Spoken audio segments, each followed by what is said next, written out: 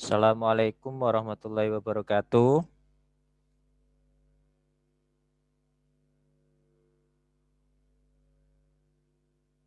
Ben, aktifkan videonya Ben.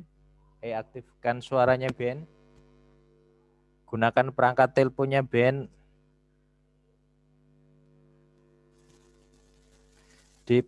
Ditekan sebelah kiri bawah.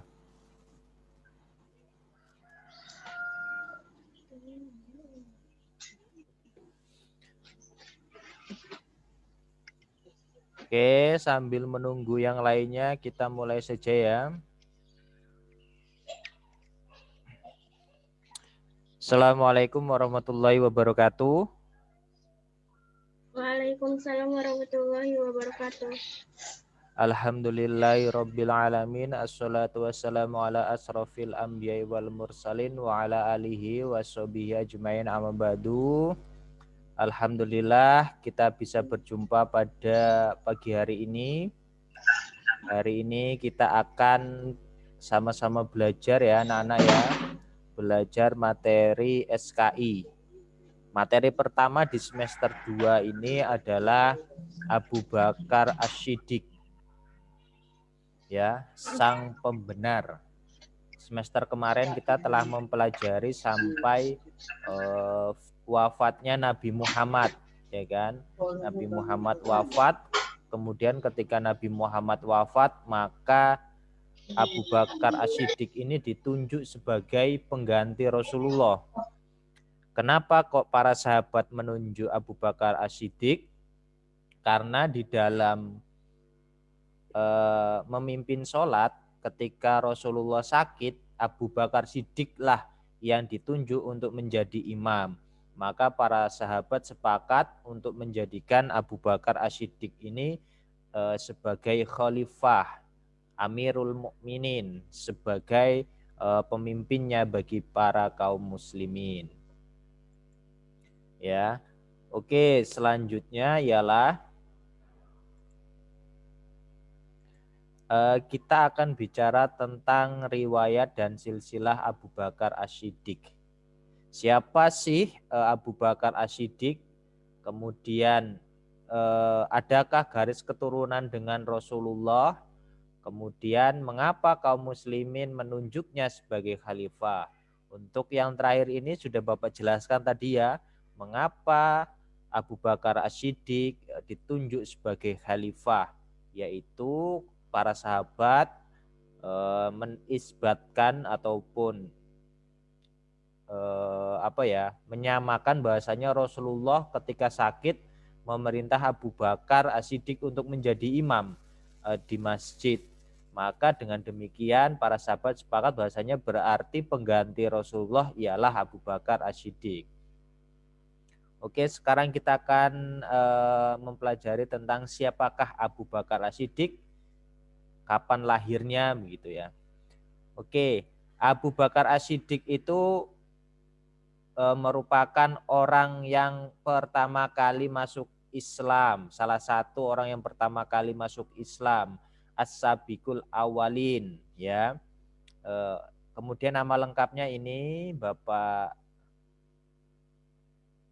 garisi, nanti video ini direkam ya, nanti Bapak akan kirimkan ke grup juga. Jadi ini Abdullah bin Abdul Quthab bin Amr bin Ka'ab bin Sa'ad bin Taim bin Murarah bin Ka'ab bin Lu'lu'ai dan bin Hobi al-Quraisy at-Tamimi. Garis keturunannya bertemu dengan Rasulullah pada kakeknya yang bernama Murrah. Waalaikumsalam. Ia dipanggil sebagai Abu Ka'ab.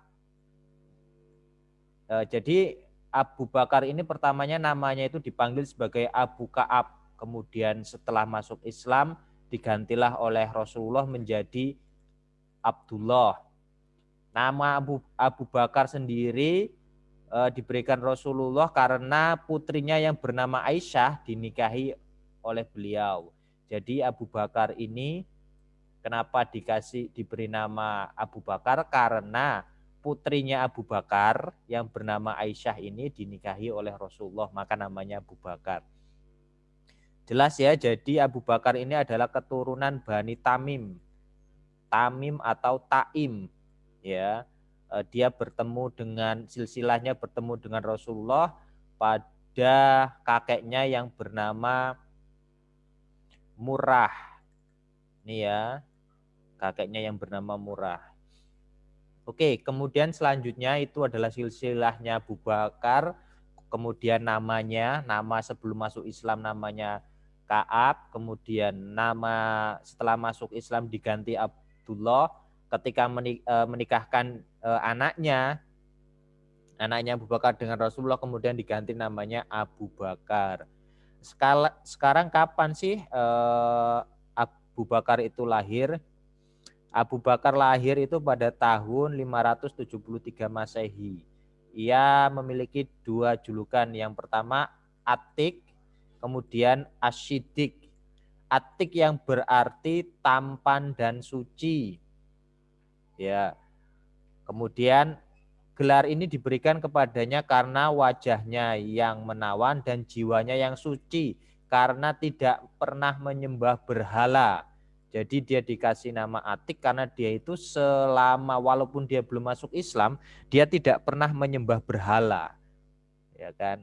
Tidak pernah menyembah berhala. Kemudian gelar Asyidik itu diperoleh karena Abu Bakar adalah orang yang pertama kali mempercayai ucapan Rasulullah ketika Rasulullah Isra Mi'raj. Jadi banyak orang yang kemudian ragu akan penyampaian berita Rasulullah tentang Isra Mi'raj ini. Kemudian Abu Bakar lah orang yang pertama bersaksi bahwasanya saya percaya apa yang dikatakan Nabi Muhammad. Nah, itu adalah tentang silsilah Abu Bakar. Ya, ini tentang silsilah Abu Bakar.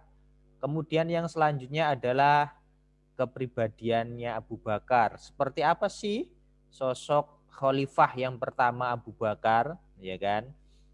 Kita akan lanjutkan dengan yang pertama ialah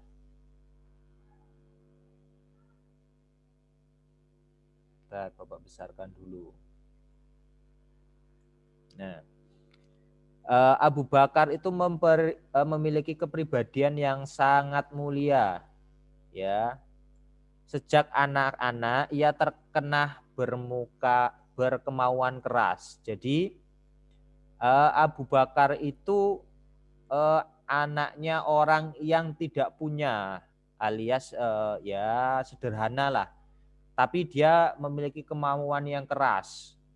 Sehingga dengan kemauan yang keras dia itu berdagang kemana-mana. Akhirnya dia diangkat derajatnya menjadi orang yang terpandang di masyarakat Quraisy. Karena apa? Karena dia itu dengan kekayaannya tadi, karena dia bekerja keras, kemudian dia karena tegas, jujur dan bijaksana, akhirnya dia memperoleh penghargaan ataupun dipandang ya oleh ya anak-anak. Pasti kalau awalnya misalkan jadi orang yang nggak punya, kemudian ketika menjadi orang yang kaya ataupun berkecukupan, pasti akan dipandang begitu. Tidak hanya hartanya saja, tapi kalau memiliki ilmu yang banyak juga, pasti anak-anak akan dipandang juga. Nah, ini ya setelah dia dewasa, dia pergi berdagang. Ini yang menyebabkan kenapa Abu Bakar itu tidak pernah menyembah berhala. Ya, tadi kan disebutkan dia gelar Atik, tidak pernah menyembah berhala. Kenapa kok dia bisa nggak menyembah berhala? Oh, karena dia itu bekerja keras dan suka berdagang. Jadi berdagangnya itu ke Syam, ke Yaman.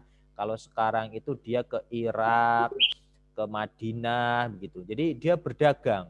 Jadi akhirnya dia tidak melakukan perbuatan jahiliyah orang kafir Quraisy yang menyembah berhala.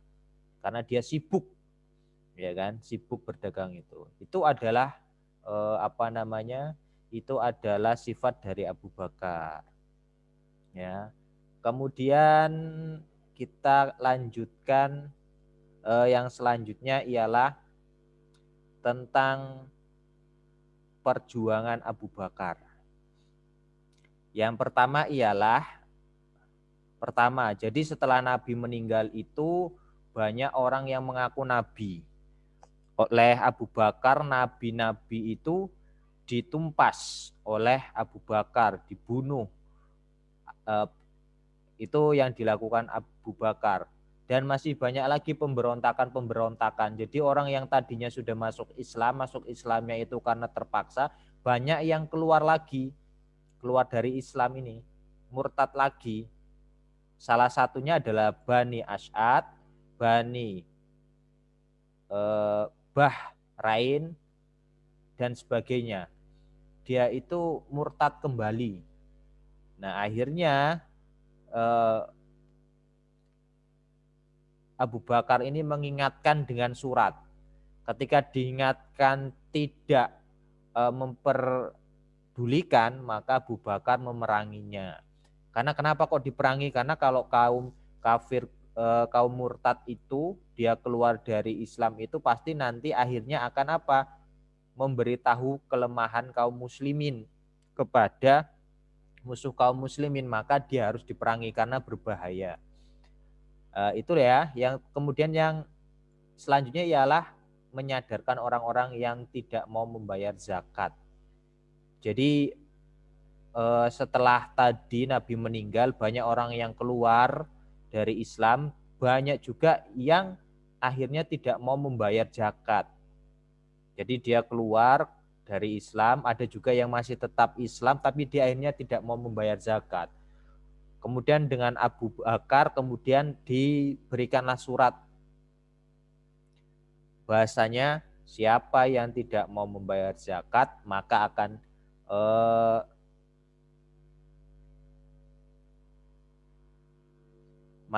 akan dipaksa secara paksa untuk diambil zakatnya. Itu ya. Ya kan, dipaksa untuk diambil zakatnya. Apa tujuannya Abu Bakar mengelola zakat? Abu Bakar ingin menciptakan kesejahteraan untuk masyarakat. Jadi orang-orang yang nggak mampu melalui zakat fitrah itu dan zakat hartanya, mereka yang tidak mampu itu bisa sejahtera, hidupnya bisa baik. Kemudian yang ketiga ialah memperluas wilayah kekuasaan Islam.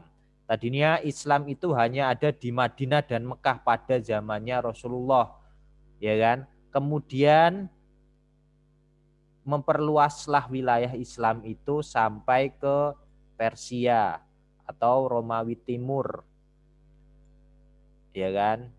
Yang dipimpin oleh Zaid Usamah bin Zaid, ya. Jadi terjadi perluasan wilayah. Tadinya pada zaman Rasulullah itu fokusnya adalah di Madinah dan Mekah. Pada zamannya Abu Bakar, ya, pada zamannya Abu Bakar itu diperluas sampai Romawi dan Syria. Kemudian yang selanjutnya, yang keempat, mengumpulkan musnaf Al-Quran. Jadi karena tadi banyak peperangan, Abu Bakar itu mengirim ke Romawi, ke Syria. Para sahabat yang menghafalkan Al-Quran itu akhirnya banyak yang meninggal, banyak yang mati syahid.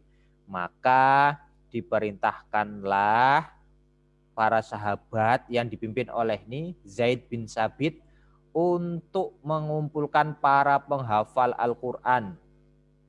Ya, dikumpulkan oleh Zaid bin Sabit untuk menghafalkan Al-Quran, untuk mengumpulkan para penghafal Al-Quran dan menulisnya di dalam sebuah musnaf yang utuh, ya kan.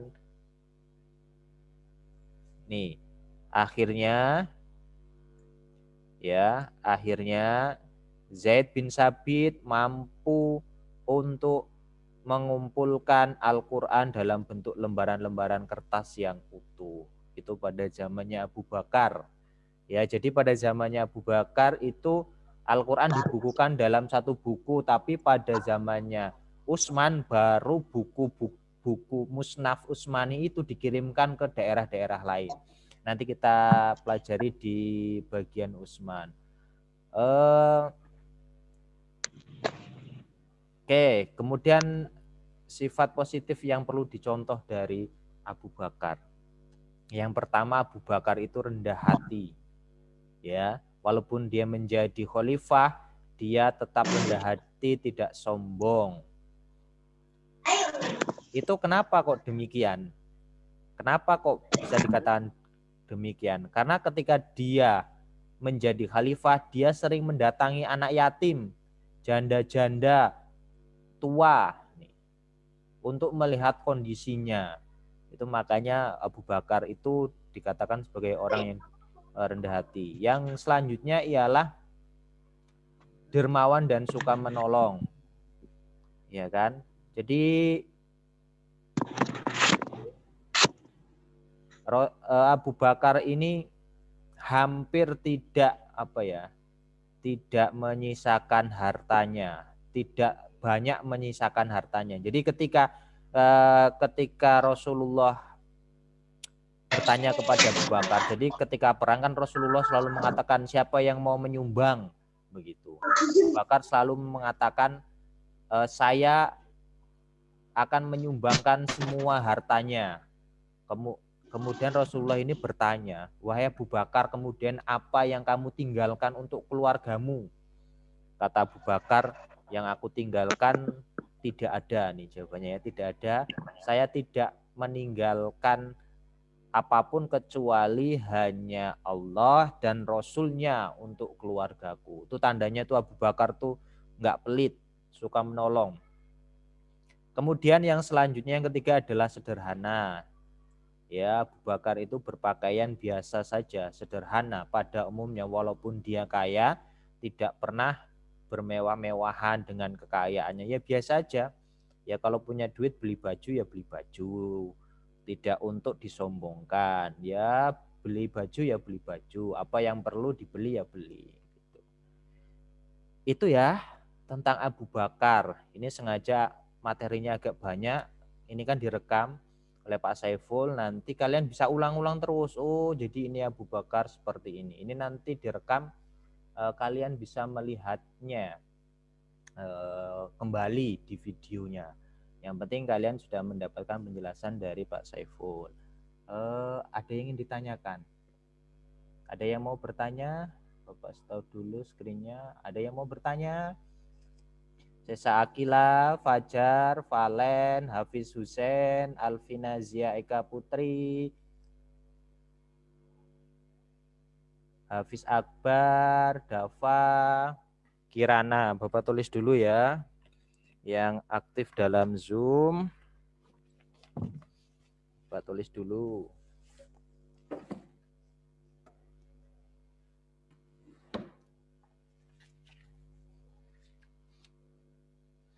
Dan Bapak cari SKI-nya. Oke.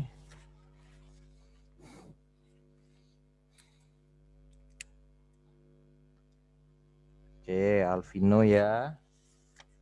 Dava, Ben, kemudian Hafiz Nur Akbar, Hafiz Hussein, Fajar, M. Fajar Siddiq, Kirana,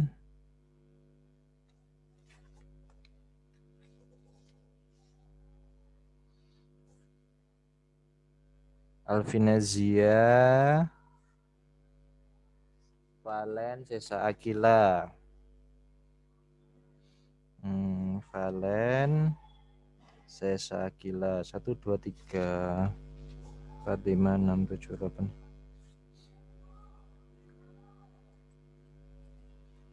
Ini Sofura Meka juga. Ya, 1, 2, 3, 4, 5, 6, 7, 8, 9, 10, 11. Oke, itu ya. Sofura Meka mau tanya?